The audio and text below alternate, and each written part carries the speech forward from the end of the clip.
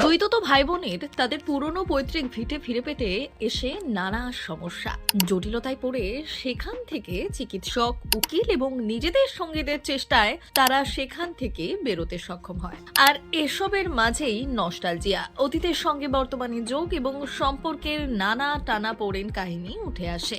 গল্পটা পর্দার হলেও আজকের পটভূমিতে খুবই প্রাসঙ্গিক। সেই গল্পই উপহার দিয়েছেন পরিচালক মানসী সিনহা। স্মৃতির গলি দিয়ে হেঁটে একবার তাই ঘুরে আসতেই পারেন 5 নম্বর স্বপ্নময় লেনে।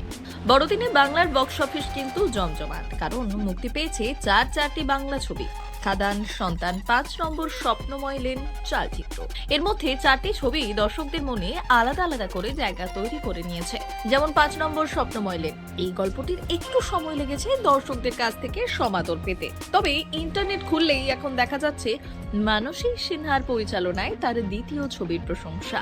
আরো একটা নাম ঘুরে ফিরে আসছে সকলের মনে, সেটা হলো অন্বেষা হাজরা।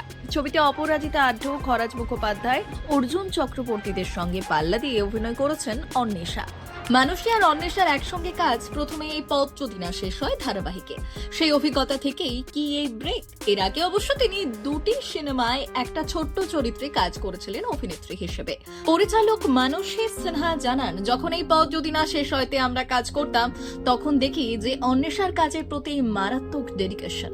পোটেনশিয়াল অভিনেত্রী, ও নায়িকা হতে আসেনি, অভিনেত্রী হতে এসেছে। পরে যখন আমি এই গল্পটা ফাইনাল করি, তখন আমি প্রযোজককে বলি, আমি অন্বেষা ছাড়া এই চরিত্রটাই আর কাউকে দেখতে পারছি না। আমার মনে হচ্ছে ওকে আমি খুব সুন্দর করে এটা বোঝাতে পারবো, আরো খুব তাড়াতাড়ি এই চরিত্রটা আত্মস্থ করতে পারবে। তাই সেটাই হয়েছে। ও অভিনয় করেনি, ও দুষ্টু হয়ে গিয়েছিল। এই পথ যদি না শেষ হয়, এরপর সন্ধ্যা তারা ধারাবাহিকেও দেখা যায় অন্বেষাকে। বর্তমানে তিনি আনন্দে ধারাবাহিকে কাজ করছেন। অন্যদিকে এটি দ্বিতীয় পরিচালনা মানসীর। এর আগে তার বানানো এটা আমাদের গল্পও দর্শকদের মন জয় করে নেয়। 80 দিনের বেশি স্থায়ী হয়েছিল সিনেমাটি।